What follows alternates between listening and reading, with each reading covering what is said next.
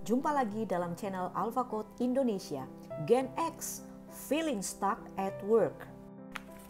Jadi Gen X ini adalah orang-orang yang lahir di tahun 1966 sampai 1980. Jadi kira-kira sebaya yang berusia 40 sampai 54 tahun. Ini masuk dalam kategori Gen X.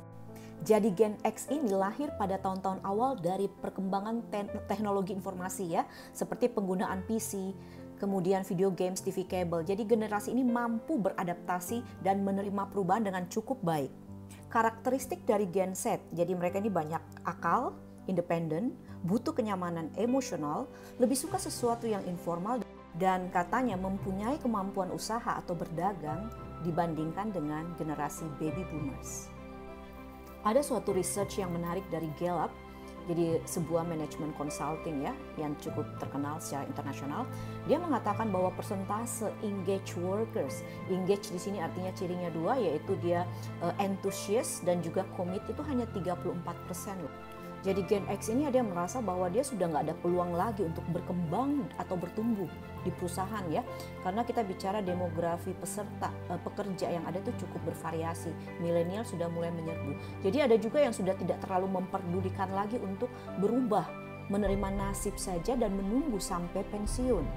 Gen X sudah sadar bahwa generasi milenial sudah dan sedang memasuki tahap ketenaga kerjaan. Dan banyak Gen X yang sedang dalam pertengahan karir merasa stagnan. Kenapa nih? Mereka ingin maju dalam perusahaan namun merasa stuck, bingung. Jadi kalau kita lihat ada dua sumber stres yang mereka alami. Yang pertama, gaji yang menurut mereka rendah. Yang kedua, peluang untuk bertumbuh itu kecil untuk kemajuan masing-masing individu. Karena sekarang company sudah bukan cuma fokus di Gen X aja, tapi juga Gen Y, milenial.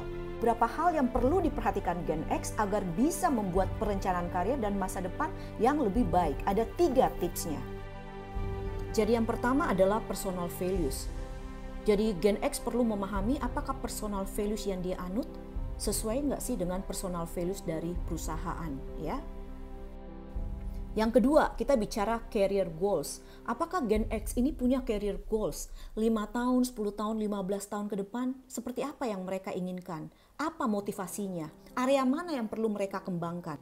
Yang ketiga yang cukup penting adalah career curriculum. Jadi skill dan nilai apa yang seharusnya Anda tingkatkan. Terutama kita lihat 5-10 tahun ke depan kalau Anda masih mau survive di profesional Anda. Yang kedua, perbanyaklah membaca buku-buku terkait dengan expertise Anda untuk upskill ya.